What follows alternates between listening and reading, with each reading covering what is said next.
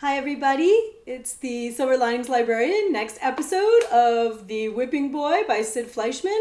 We're going to be starting with chapter 15 where we left off. Jemmy and Prince Brat were wandering lost in the woods. They had at least two people looking for them. The king had sent soldiers to find them, and they had given the slip to Cutwater and Hold Your Nose Billy, who are definitely going to be looking for them when they find out they're still around.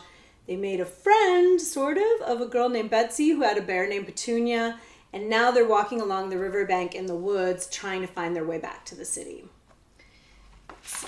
Chapter 15 of The Hot Potato Man and Other Matters. The soldiers had passed by. Following the river, Jemmy ventured toward the city. Prince Brat strode along beside him. "Soon as I can, I aim to give you the slip," Jemmy warned. "You'll be on your own." The prince said nothing. The tide was low, and they traveled out of sight of the road, below a grassy embankment. In the distance, against billowing white clouds, stood a jackstraw jumble of ship's masts. "You can fend for yourself, can't you?" Jemmy asked. "Of course I can," answered the prince in a stinging voice. "I don't need flocks of servants to fetch and carry for me." "It's settled then. Settled. Skip off any time you like." With the tide out, a wide mud flat lay exposed. From Long Hammock, Jemmy kept his eyes peeled for treasure. Sandpipers scattered like mice before him. He spotted a barrel stave and pounced upon it. "Trash," remarked the prince. "What are you doing?" "Mudlarking." "What?" "I've got to eat, don't I? If I can collect enough driftwood, I can sell it as firewood." The prince shrugged and walked on ahead. Jemmy gazed after him for a moment. What did a prince know about living off the streets? His meals had always appeared on china plates and silver trays as if by magic.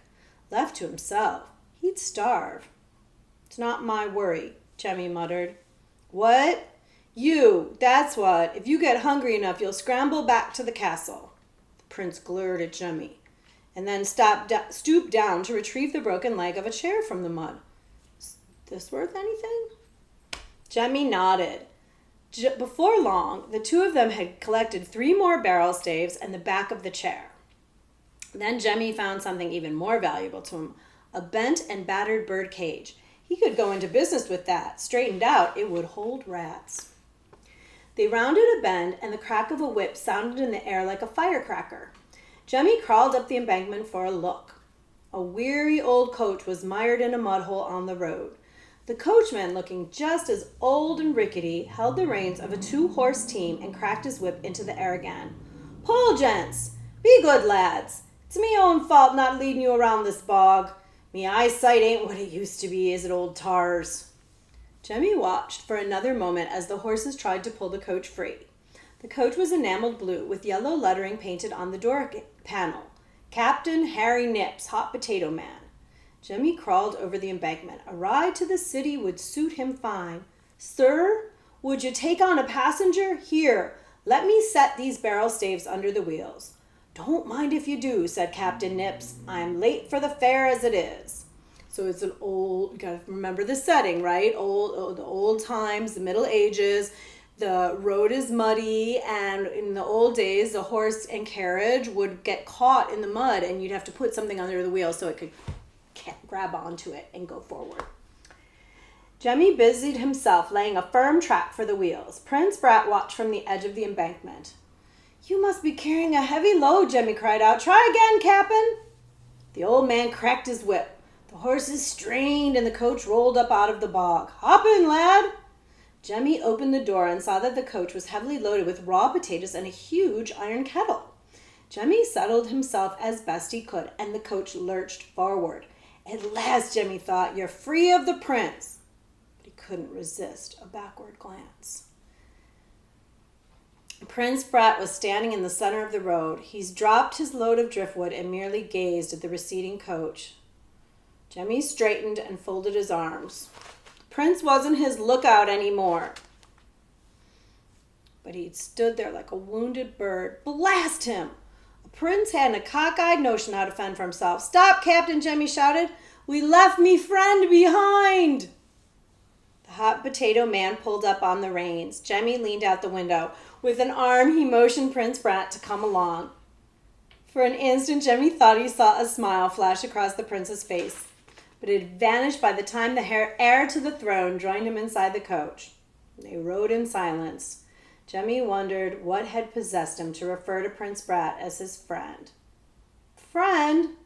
Cows would give beer first. Then, minutes later, the coach rocked to a sudden halt.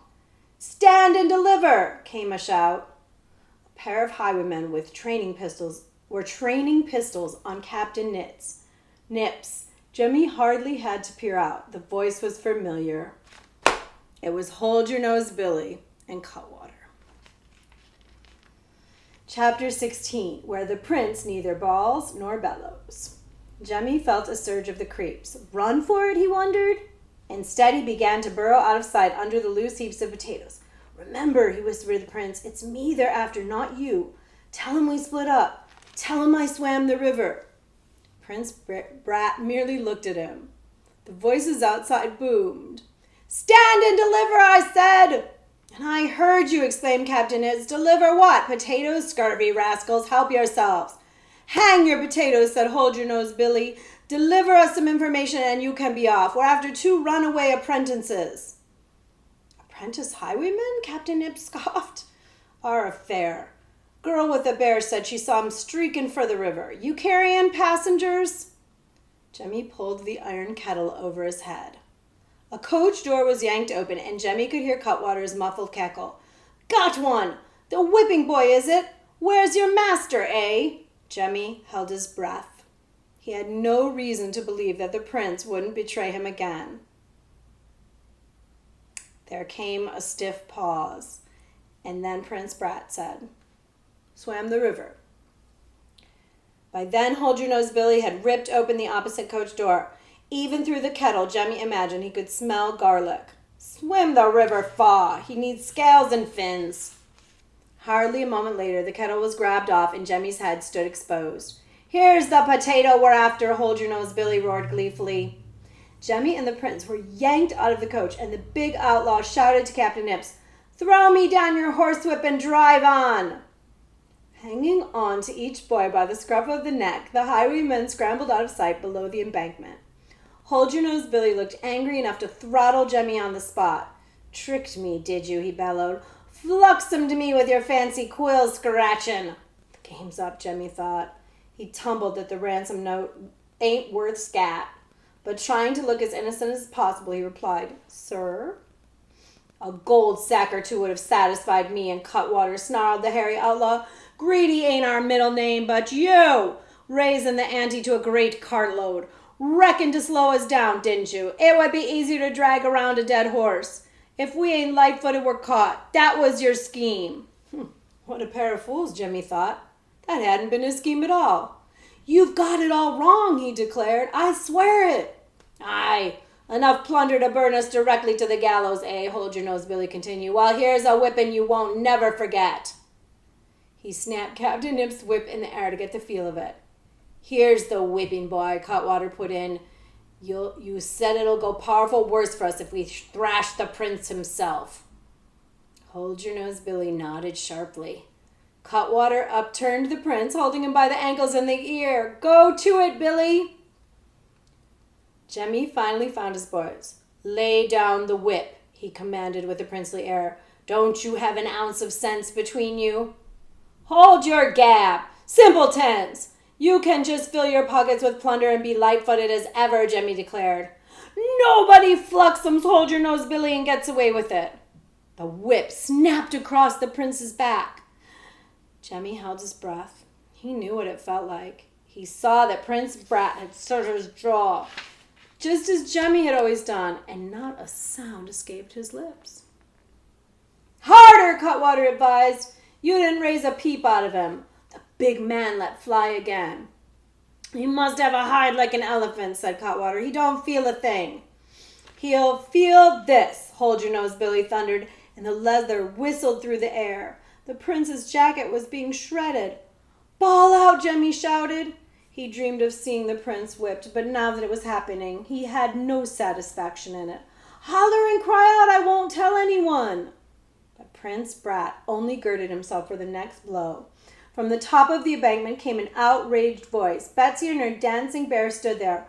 "Ruffian," she cried out, "what are you doing to that poor boy?" "No business of yours," snarled Cutwater. "Stop it!" But Hold Your Nose Billy raised the whip again, and the next thing Jemmy knew, the girl had slipped the rope from around the bear's neck. "Sick 'em, Petunia! Go get 'em!" I don't know if you can see the picture. Chapter 17. You know what? We're at 10 minutes. This is a little bit longer chapters. The end chapters are longer, so we'll take 2 at a time from now on. Hey, you guys, next up, The Lightning Thief and how to check it out from the library. And then we'll finish The Whipping Boy.